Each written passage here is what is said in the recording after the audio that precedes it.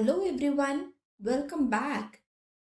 Near a quiet village, there was a deep lake. அமைதியான ஒரு கிராமத்திற்கு அருகில் ஒரு ஆழமான ஏரி இருந்தது. It was calm, clear and full of life. அது அமைதியாகவும் தெளிவாகவும் உயிர்கள் நிறைந்ததாகவும் இருந்தது. Fish danced in the water. தண்ணீரில் மீன்கள் நடனமாடின. Frogs sang at night. இரவில் தவளைகள் பாடின.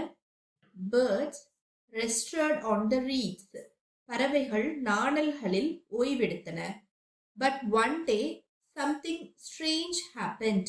ஆனால் ஒரு நாள் விசித்திரமான ஒன்று நடந்தது. The lake became silent. ஏரி அமைதியாகிவிட்டது. No ripples. அலைகள் இல்லை. No sounds. சத்தங்கள் இல்லை. No movement. அசைவு இல்லை. The birds whispered.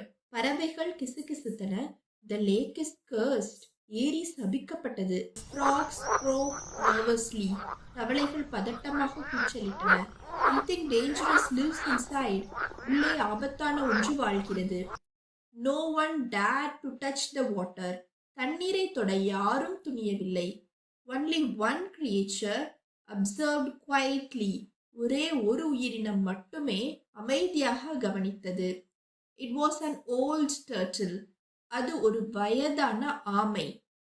ஆமை சொன்னது, Silence does not always mean danger. மௌனம் எப்போதும் ஆபத்தை குறிக்காது.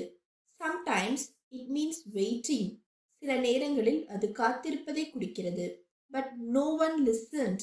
ஆனால் யாரும் கேட்கவில்லை. One by one, animals stopped coming to the lake. விலங்குகள் ஒவ்வொன்றாக ஏரிக்கு வருவதை நிறுத்தின. Days passed. நாட்கள் கடந்தன. The water level did not change. நீர்மட்டம் மாறவில்லை. The silence remained. அமைதி அப்படியே இருந்தது. One morning, an eagle flew low over the lake. ஒரு நாள் காலை ஒரு கழுகு ஏரியின் மேல் தாழ்வாக பறந்தது. He saw something shining under the surface. அவன் மேற்பரப்புக்கு அடியில் ஏதோ பிரகாசிப்பதை கண்டான். Curious, he circled again. அவன் ஆர்வத்துடன் மீண்டும் வட்டமிட்டான். The turtle noticed and called out, What do you see? ஆமை கவனித்து, நீ என்ன பார்க்கிறாய் என்று கூப்பிட்டது. The eagle replied, There is no danger, but shadows. கழுகு, எந்த ஆபத்தும் இல்லை, ஆனால் நிழல்கள் என்று பதிலளித்தது.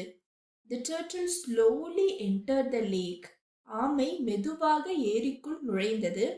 Nothing happened. எதுவும் நடக்கவில்லை. Then suddenly thousands of tiny bubbles rose. பின்னர் திடீரென்று ஆயிரக்கணக்கான சிறிய குமிழ்கள் உயர்ந்தன. The lake came alive. ஏரி உயிர் பெற்றது. The turtle explained. ஆமை விளக்கியது. Underground springs were blocked by mud. நிலத்தடியில் நீரூற்றுகள் சேற்றால் அடைக்கப்பட்டன. The water was holding its breath. தண்ணீர் அதன் மூச்சை பிடித்துக் கொண்டிருந்தது. Which means the water was stuck.